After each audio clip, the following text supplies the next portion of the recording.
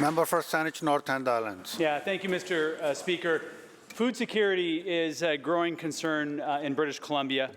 The impact of the climate emergency, the food security is felt in the grocery stores and in our budget. Empty shelves, sky-high prices of food. But Indigenous communities such as my own, food security has been under threat for much longer, Mr. Speaker. We view in here food security through a colonial lens. Take, for example, how resource development has a significant negative impacts on hunting. Each year, my family goes hunting for a moose, but in recent years, it's been more like a hike with a gun. As my sister, Joni Olsen, negotiations analyst for the Saanich Leadership Council, said at a recent meeting, quote, "The Western definition of food security has and continues to be destroy Indigenous food security. Agricultural nutrients and fecal matter and the waterways have cumulative effects on species and create DFO closures on our beaches. When the tide is out, our table is set. But this has not been the case on polluted beaches. When the beach is closed, it criminalizes our harvesting and our food security. Keep in mind that the blueberry ruling was on the cumulative impact that toxin input and removal of habitat contribute to," end quote. Through you, Honourable Speaker, to the Minister of Agriculture, what specific actions has the Minister taken to protect all forms of food security, including the right of Indigenous people to harvest wild animals, plants, and medicines? Minister of Agriculture and Food.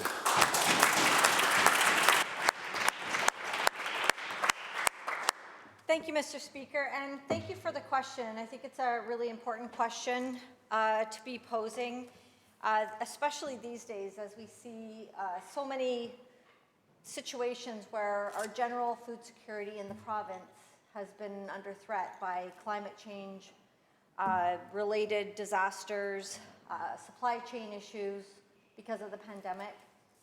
All of this brings into question what is food security for our province. It's one of the things that our government is especially interested in because we need to include everybody in that conversation. And so 2 years ago, through my ministry, we formed the BC Indigenous Advisory Council on Agriculture and Food. Throughout this last 2 years, we've come to a terms of reference, and we are now compiling, working with Indigenous partners, a set of action plans that reflect what we would consider modern day food security, but also Indigenous food security. And that takes into account different types of food systems, like natural food systems, wild mushrooms, berries, etc. And so I think we're well on our way to having a different lens on what food security is, and I'm really proud of the work that's been done by our Indigenous partners.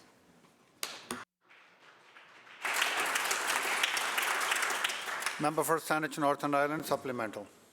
Yeah, thank you, Mr. Speaker, and I thank the Minister for her response. It's an important response because last Thursday we heard the Minister of Forests defend the spraying of poisonous glyphosate, saying it was allowed because it's regulated through the Integrated Pest Management Act.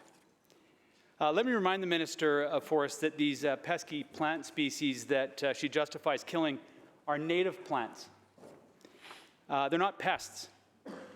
They're the foods and the medicines Indigenous peoples have harvested and traded since time immemorial. Our Minister of Forests is killing native plant species as pests, and it's no wonder why this government has been so reluctant to actually pass biodiversity legislation. They're too eager to wipe out whatever biodiversity we have left to protect these lifeless tree farms so the forestry industry can increase their timber harvest volumes. If willfully destroying biodiversity isn't enough, the policy our Minister of Forests defended last week is a clear example of environmental racism. When asked about this last week, the Minister did not answer the question.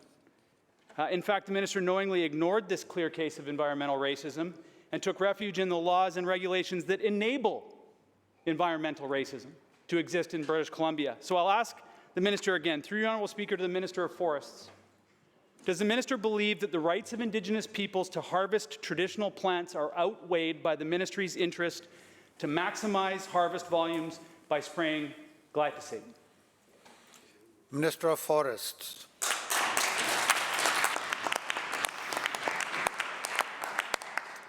Mr. Speaker, just to be clear, since 2015, the use of glyphosate in the forestry sector has actually declined by 95%.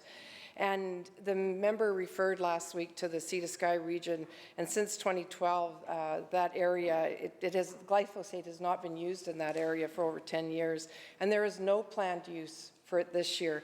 All 6 First Nations that were impacted by the BC Timber Sales Pest Management Plan were consulted as part of its development, and actually in clear contradiction to what the member's claim was last Friday, the Squamish First Nation actually put out a public statement confirming that they were in fact consulted, and they have agreed to the current plan. There will be no glyphosate use in that region.